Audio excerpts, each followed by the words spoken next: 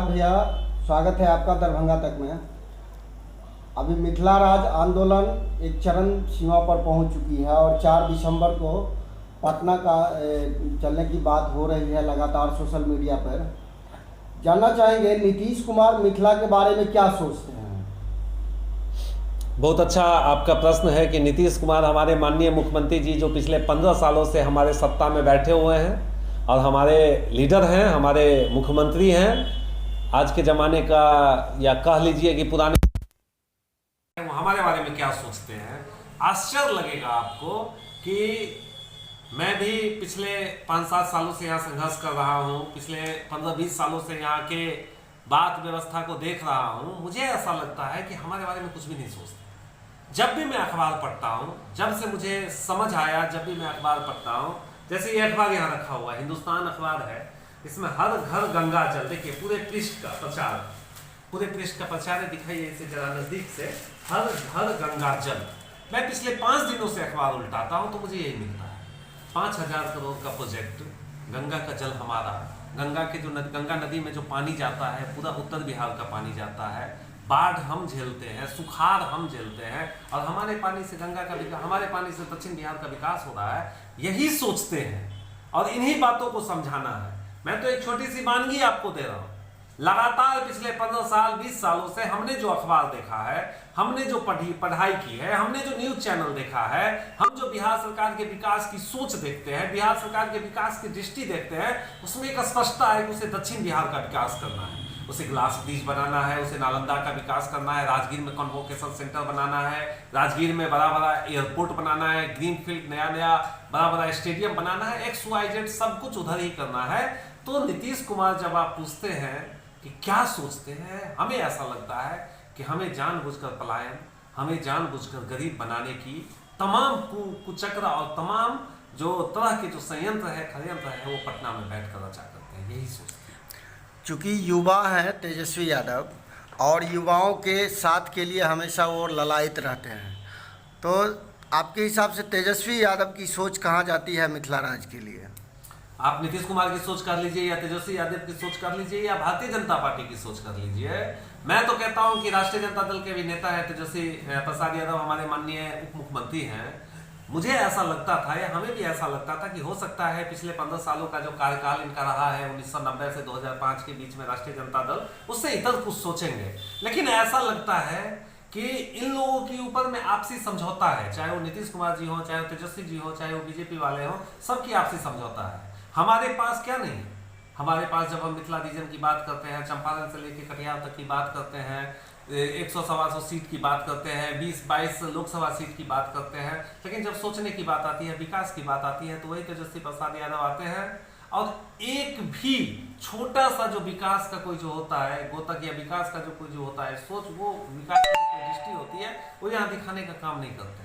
मुझे बताइए ना, पटना में बनने के बाद वो कितनी बार आए, हमारे क्षेत्र में कितनी बार आए, और आप उनका उठाइए, कभी नालंदा, कभी बोध गया, इनका उधर प्रवास चलते रहता है। ज्यादा से ज्यादा वो अगर आते हैं तो थोड़ा सा इधर गोपालगंज के आसपास आ जाता है, जो उनका पैतृक आवास है। उसके अलावा क्या सोचते हैं, कुछ भी नहीं सोचते हैं। और लगातार हम लोगों का जो रिसोर्स का हनन होता है, हम लोगों का जो ह्यूमन पावर का जो यूटिलाइजेशन होता है, उसके बारे में इन लोगों की नेगेटिविटी सोच है, उनके इसके बारे में इन लोगों की नकारात्मक सोच है। उनकी सोच है कि किसी भी तरीके से इन लोगों का एक्सप्लॉइटेशन किया जाए। हमें ऐसा लगता था कि नई सरकार आएगी, नए लोग आएंगे, नई सोच होगी, हमारे लिए कुछ सोचा जाएगा, लेकिन कुछ भी नहीं।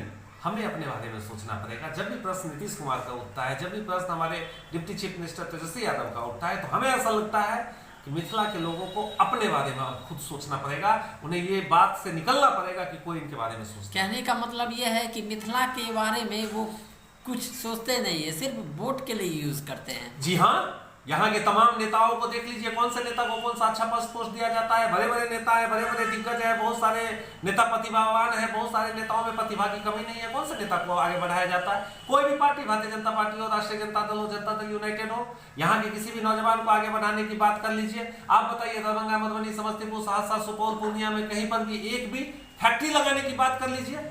तेजस्वी जी अभी मुख्यमंत्री बने, युवा हैं, नौजवान हैं, उनके कभी विजन में आए कि यहाँ पर एक फैक्ट्री लगाना है? मान लीजिए चलिए यहाँ नहीं लगाना है, हाजीपुर में लगाना है जो बगल में पटना के जगह पे, वहां भी लगाने की बात नहीं होती है। मान लीजिए मुख्यमंत्री नीतीश कुमार 15 सालों से कुछ नहीं करते हैं, इन्होंने भी तो नहीं किया। मैं तो कहता हूं कि ये जो बड़ा बड़ा विज्ञापन आता है, इसका उद्घाटन करने के लिए कौन जाते हैं? माननीय मुख्यमंत्री जी, माननीय डिप्टी मुख्यमंत्री जी, हमारे तेजस्वी प्रसाद यादव जी, हमारे नीतीश कुमार जी।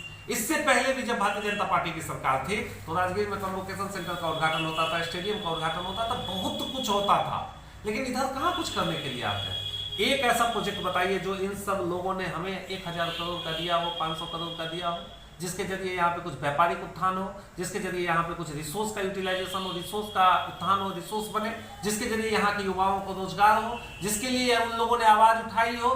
हम लोगों का लगातार संघर्ष जारी है। हम तो कहते हैं कि बाढ़ हो, हम तो कहते हैं सुखाड़ हो, झेले हम और ऐसे ये लोग करें, हमारा पैसा लगे, हम मरे और ऐसे ये लोग करें। ये कब तक चलेगा? जब हम मिथिला मैथिली की बात करते हैं तो हम इसी का प्रश्न उठाते हैं और हम इसी का समाधान ढूंढने लगते हैं। 40 साल बाद आप पटना में आंदोलन करने जा रहे हैं, इससे क्या लग रहा है आपको कि क्या होगा? देखिए, इससे यही लग रहा है, हम लोग जो बार बार कहते हैं, हर मंच से कहते हैं कि मिथिला नेता विहीन हो गया है, साफ है, स्पष्टता है।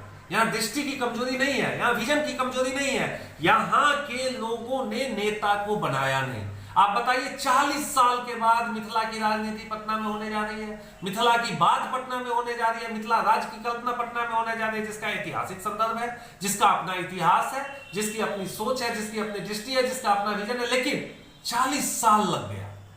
हम लोगों ने जब प्रेस कॉन्फ्रेंस किया चेतना समिति में, विद्यापति भवन में चेतना समिति के द्वारा जो विद्यापति भवन चलाया जाता है, तो उसमें यहाँ पता चलता है कि 1982 में जो मिथिला राज्य की जब आंदोलन हुआ, उसके बाद आंदोलन ही नहीं हुआ। और यहाँ जो नेता आते हैं, यहाँ जो नेता जो हैं, जो दरभंगा मधुबनी से लेकर किशनगंज तक है, वो बार बार कहते हैं कि हम नेता हैं। हम ये कहते हैं कि जो हमारी बात करने की हिम्मत पटना में नहीं कर सके, सत्ता से आंख मिला के हमारे हिस्सा बात न कर सके, हमारे हक की बात न कर सके, वो हमारा नेता का।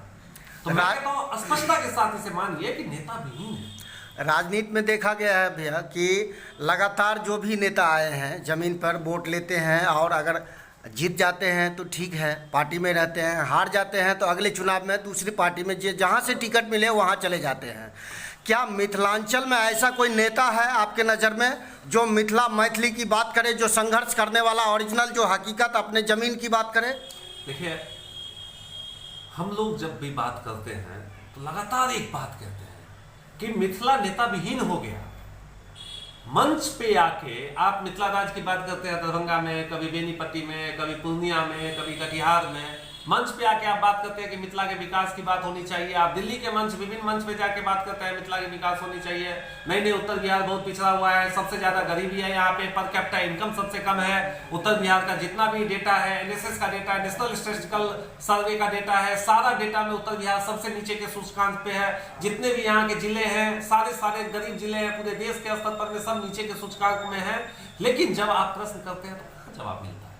कोई जवाब नहीं मिलता है। मैं कहता हूं यहां पर, और मैं दावे के साथ कहता हूं कि जब तक आप अपनी बात नहीं रखिएगा, आप अपनी बात नहीं कीजिएगा, जैसे भोज होता है हम लोगों के गांव में, तो हम लोगों के गांव में भोज होता है तो हमारे एक साथी बार बार बताया करते थे ट्रेनिंग सेशन में कि जे मुहगर कनगर होइ छै, जकर दबंगता होइ छै, जकर जान पहचान होइ छै, ओकरा दही बेसी भेटै छै, ओकरा रसगुल्ला बेसी भेटै छै, आ जे कमजोर रहै छै ओकरा बगल में अगर मांगे छै तो ओकरा ओनाही कह देल जाइ छै। देल जाइ छै कि नहीं देल जाइ छै, ओकरा कह देल जाइ छै हां तो देलियो, कते कभी।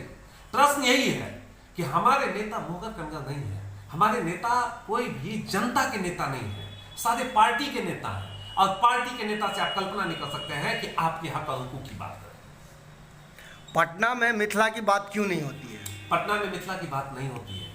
पटना में नीतीश कुमार बैठे हुए हैं, पटना में तेजस्वी यादव बैठे हुए हैं, पटना में भारतीय जनता पार्टी के बड़े बड़े नेता बैठे हुए हैं। पटना में क्यों होगा? इन लोगों का तो हार्ट अटैक होने लगा जब दरभंगा एयरपोर्ट खुलने की बात होने लगी। इन्हें लगा कि जो नेता पूरे दिल्ली से पटना आते थे वो अब दरभंगा एयरपोर्ट उतरेंगे, हमारी हक और हुकूक, हमारा जो जरूरत है उन्हें नहीं मिलेगा। हो सकता है हमारा जो वहाँ पर जो हम जो उनके ये जो लगे रहते थे और उनको जो कुछ उल्टा सीधा पढ़ाने का काम करते थे, उल्टा सीधा बताने का काम करते थे, वो हमारी नहीं चलेगी। ये लोग तो दरभंगा एयरपोर्ट का विरोध करते हैं। आप देख लीजिए, दरभंगा एयरपोर्ट जब से खुला, उड़ान योजना के अंतर्गत सबसे ज्यादा चलने वाला एयरपोर्ट रहा, लेकिन आज की डेट में क्या हकीकत है? आज के डेट में हकीकत ये है कि पूरे पटना की लॉबी लगी हुई है किसी तरह एयरपोर्ट बंद हो जाए, इसलिए क्योंकि उन्हें लगता है कि बड़े बड़े उद्योगपति अब दरभंगा उतरने लगे, बड़े बड़े नेता दरभंगा उतरने लगे, उन्हें अब कौन पूछने वाला है। मैं यही बात कहता हूं कि आप दरभंगा एयरपोर्ट चालू कीजिए, पूर्णिया एयरपोर्ट चालू कीजिए, आपको कौन पूछने वाला है? क्यों हम आपको पूछेंगे? क्यों, क्या जरूरत है आपको? आप हमको देते क्या है? सारा चीज आप हमारा ले रहे हैं और आप प्रश्न करते हैं कि पटना में हमारी बात क्यों नहीं होती। हमारी बात क्यों होगी? जो हमारा छीनने का बात करता है, जो हमारे तरफ षड्यंत्र रचता है हमारे खिलाफ, जो हमारा हर हमेशा हमको पीछे खींचने की बात करता है, हमारे विकास की पूरी कल्पनाओं को यहाँ पर सपना बेचकर यहाँ का वोट लेकर वहाँ एसी कमरा में ऐश करता है, वो हमारी बात करेगा? कभी नहीं करेगा। यही बात को समझने की। मिथिला राज आंदोलन दिल्ली में सफल रहा आप लोगों का, क्या लग रहा है कि दिल्ली में बात चर्चा चालू हो गई है मिथिला के बारे में? हम गांव में घूमते हैं, एक ही गांव में नहीं घूमते हैं। मैंने पिछले 21 अगस्त के बाद सैकड़ों गांवों का भ्रमण किया है, एक दो नहीं सैकड़ों गांवों का भ्रमण किया है।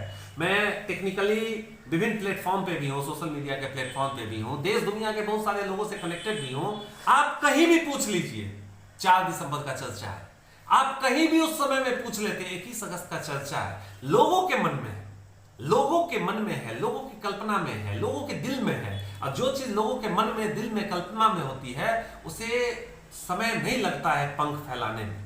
और हमें ऐसा लगता है कि मिथिला राज को कोई समय नहीं लगेगा, ये लोगों के दिल में है। एक दिन ऐसा आएगा जब मिथिला राज के नाम पर राजनीति करने वाले लोग आगे बढ़ेंगे, मिथिला राज के नाम पर विकास की सोच रखने वाले लोग आगे बढ़ेंगे, मिथिला राज के नाम पर विधायक चुना जाएगा, मिथिला राज के नाम पर सांसद चुना जाएगा। और इन पार्टियों को बताया जाएगा कि अब आपका समय नहीं है, अब आप जो ठगने का काम करते हैं वो नहीं ठगने की जरूरत है। हमारा अगर दिल्ली से रिसोर्स चलता है तो उसकी उचित हिस्सेदारी हमें मिलेगी यहाँ मिथिला राज में। हमारा अगर पटना से रिसोर्स खाने का काम करता है, हमारा रिसोर्स को लूटने का काम करता है, हम उसको सबक सिखाने का काम। अपना परिचय दीजिए। अविनाश भारद्वाज, मिथिला। बहुत बहुत धन्यवाद, आपने समय दिया दरभंगा तक।